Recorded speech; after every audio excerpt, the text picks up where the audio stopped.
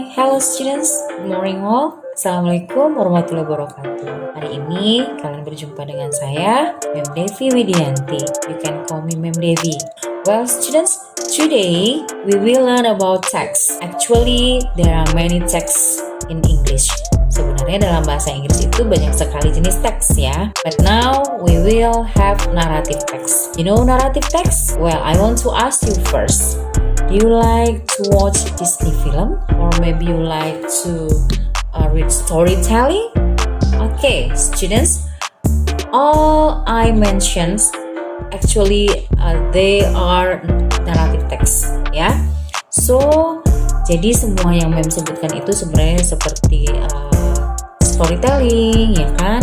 Cerita-cerita Disney itu adalah jenis-jenis naratif teks. Sebagai tambahan bahwa naratif teks itu adalah jenis fiction.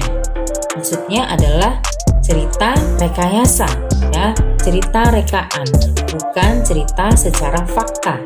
Well, students, if you want to learn about text, you must know the three main points of text. Oke, untuk mengetahui teori tentang teks, kalian harus tahu bahwa ada 3 elemen penting yang harus kalian ketahui.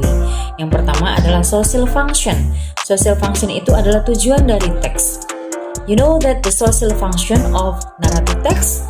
The social function of narrative text is to amuse or entertain the readers with the story. Maksudnya adalah tujuan dari teks naratif adalah untuk menghibur pembaca dengan cerita yang disajikan. Second one is generic structure or text organization. It means that susunan teks atau urutan teks yang harus kalian ketahui, ya, bahwa suatu teks itu harus berdasarkan urutan teksnya, ya, yang secara sistematis. Tidak boleh tertukar dan tidak boleh dirubah-rubah, ya. Oke, and the last one yang terakhir adalah language features. Untuk text organization ada yang pertama yaitu orientation, ya. Orientation itu adalah paragraf yang berisi pengenalan.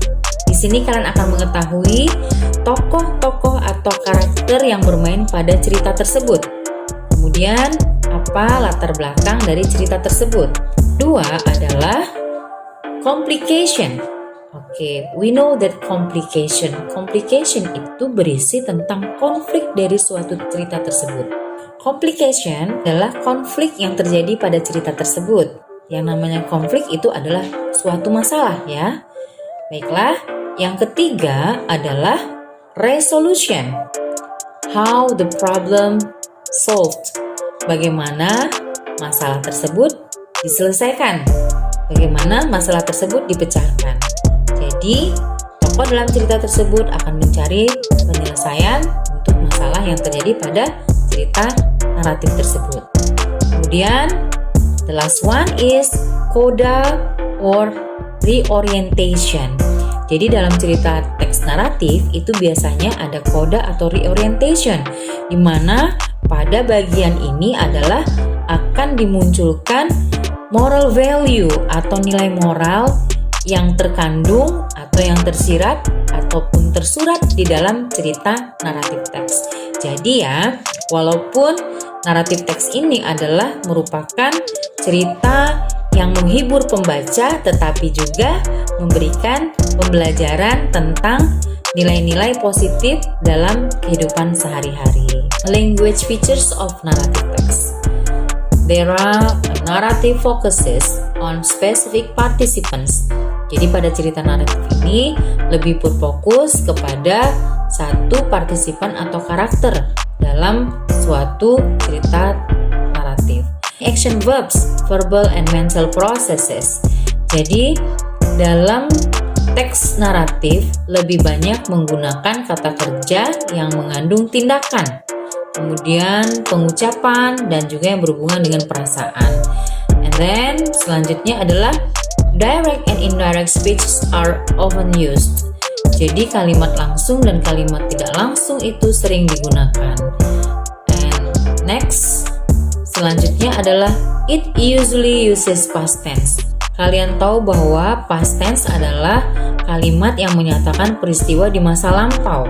Karena dalam teks naratif termasuk cerita-cerita legenda itu merupakan cerita-cerita di masa lampau. Next, linking words are used related with time. Jadi kata penghubung sering sekali digunakan yang berhubungan dengan waktu. And then there are sometimes some dialogue and the tense can change. Ada kadang-kadang beberapa dialog dan beberapa tenses yang bisa dirubah. Well, students, I think that's all about narrative text. I hope that you can enjoy my lesson and you can understand what is narrative text actually. That's all for our meeting today. Thank you so much for your attention. And Assalamualaikum warahmatullahi wabarakatuh.